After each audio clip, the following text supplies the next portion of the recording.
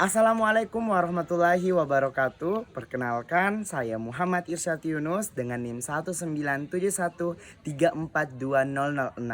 Nah, pada kesempatan ini saya akan melanjutkan pemaparan materi dari proses pelatihan komunikasi efektif untuk relawan Rumah Belajar Cinta Damai. Nah, pada pembagian ini saya akan menjelaskan terkait bentuk komunikasi dalam organisasi maupun komunitas.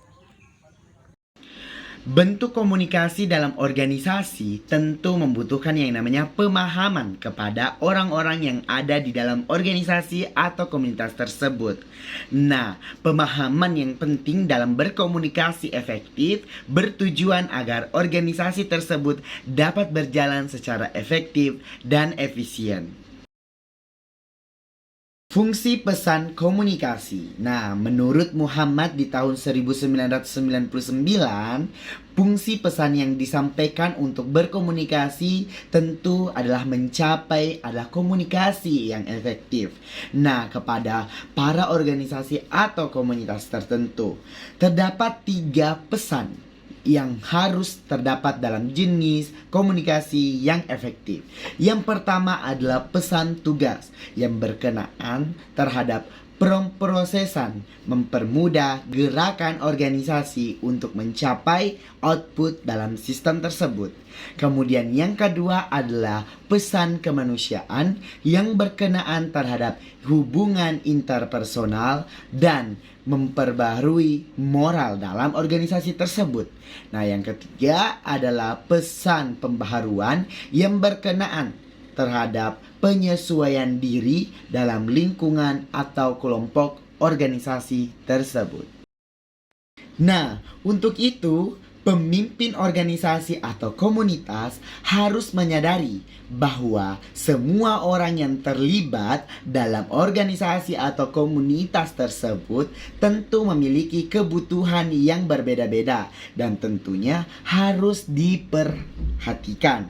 Seperti apakah relawan yang satu cukup membutuhkan pesan sebagai tugas, atau relawan yang lain membutuhkan pesan pembaharuan, atau bisa jadi dia membutuhkan pesan kemanusiaan. Nah, seorang pemimpin organisasi atau komunitas harus paham terkait kebutuhan pesan yang dibutuhkan oleh komunitas atau lingkungan tersebut. Selanjutnya adalah bentuk komunikasi dalam organisasi. Terdapat 3 bentuk yang bisa kita lihat. Yang pertama adalah bentuk komunikasi dari atas ke bawah atau biasa dikenal dengan downward communication, yang merupakan proses penyampaian pesan dari atas ke bawah atau dari seorang pimpinan kepada anggotanya. Seperti ketika seorang pemimpin menyampaikan informasi kepada anggota-anggotanya atau seorang pemimpin memberikan motivasi kepada anggotanya. Itu merupakan adalah bentuk penyampaian komunikasi dari atas ke bawah. Selanjutnya yang kedua adalah bentuk penyampaian pesan dari bawah ke atas atau dikenal dengan upward communication. Nah, yang merupakan proses penyampaian pesan yang dilakukan oleh anggota kepada seorang pimpinan. Seperti ketika seorang anggota menyampaikan keluh kesah dalam proses kerjanya, menyampaikan segala kebutuhan dalam proses kerjanya kepada seorang pimpinan. Nah, bagi kita seorang relawan yang ada di Rumah Belajar Cinta Damai, dalam menerapkan komunikasi seperti ini tentu setiap harinya kita lihat.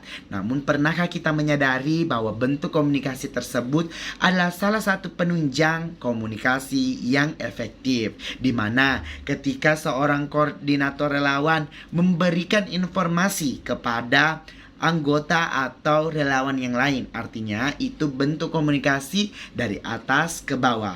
Begitupun sebaliknya, ketika kita yang berstatus relawan menyampaikan keluh kesah, mengajar anak-anak, menyampaikan kebutuhan kita, artinya itu adalah komunikasi dari bawah ke atas atau dikenal upward communication. Nah, selanjutnya bentuk komunikasi yang ketiga adalah bentuk komunikasi sesama atau biasa dikenal dengan horizontal communication, di mana proses penyampaian pesan secara setara tanpa ada perbandingan bahwa dia seorang pemimpin dan dia seorang anggota. Melainkan proses penyampaian pesan ini sangat mudah kita dapatkan ketika kita saling bertutur sapa, saling bertemu, dan saling menyapa. Itu merupakan bentuk komunikasi efektif yang menunjang bentuk horizontal communication. Oke, demikian dari materi saya terkait bentuk komunikasi dalam organisasi maupun komunitas. Semoga bermanfaat untuk kita semua. Lebih dan kurangnya mohon dimaafkan. Wassalamualaikum warahmatullahi wabarakatuh.